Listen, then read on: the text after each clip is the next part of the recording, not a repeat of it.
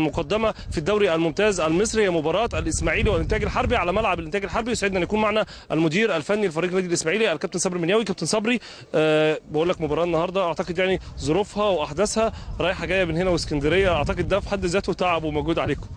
بسم الله الرحمن الرحيم. طبعا بمسي على كابتن خالد وضيوفه الكرام، وطبعا احنا والله متبادلين في موضوع السفر ده، لكن احنا بنحاول نبعد نفسنا عن المواقف دي.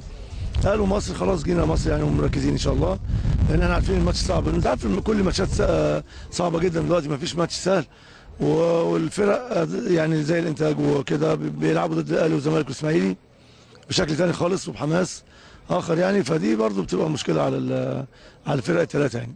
نقول النهارده صراع بين المقدمه والقاع، يعني الاسماعيلي ماشي بدايه كويسه متالق في الدوري الممتاز المصري متصدر المجموعه مع الزمالك، ولكن الانتاج الحربي نتائجه لحد ما اعتقد يعني ما عندوش حاجه يبكي عليها النهارده.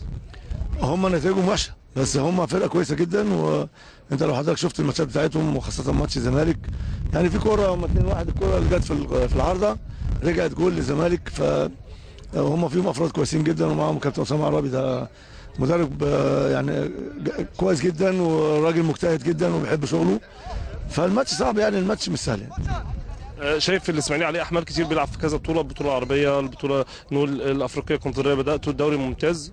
هي المشكله في السفر، المشكله بس في السفر من الاسماعيليه، يعني هم لو يلعبونا في ملعبنا يعني بدون جماهير في الاسماعيلي بس هنستريح اسبوع ونمشي اسبوع، انما كل الماتشات يا برج العرب يا الدفاع الجوي دي مشكله كبيره جدا يعني. انا بشكر حضرتك جدا ان شاء الله وبالتوفيق النهارده ان شاء الله. شكرا، الله يكرمك. زميلي خالد، طبعا قبل ما ننتقل للاستوديو سريعا، طبعا احنا عارفين المباراه هنا نقلت، كان في تصريح لمنسق فريق الانتاج الحربي كابتن خالد مهدي، قال لنا سياده الفريق معالي وزير الانتاج الحربي رضا حافظ وافق على هذه المباراه بالمجان. في برضه حاجه ثانيه ملحوظه كنت عايز اقولها مهمه جدا، المقصوره الرئيسيه هنا الاضاءه اللي داخل غرف الملابس الخاصه بفريق الاسماعيلي والانتاج الحربي. النهارده في مشكله في الاضاءه، عندهم حاجه حصلت مشكله في الاضاءه، ولكن داخل غرف الملابس وفي المقصوره الرئيسيه للاستاد، ولكن اضاءه الملعب ما فيهاش اي مشاكل. زي ما انت شايف خلفي هناك كابتن صبري المنياوي رجع وراح اوض اللبس زي اوض احتياطيه، حتى الحكام كلهم التوصيل هناك، والكاميرات المحموله كان في عندها مشكله في النقل والبث برضو بيبثوا من هناك، فدي كانت مشكله بسيطه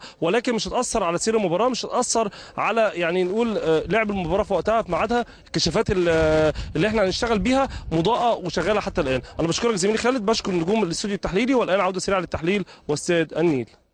وانا بشكرك يا محسن، بوصيك خيرا بالاضاءه يعني حافظ عليها عشان انا قلت انه عكس، انا خفت يعكس يعني يقول ان الملعب بس اضافي وانما اوض اللبس فيها نور مفيش مشاكل. الحمد لله ان الملعب فيه اضاءه.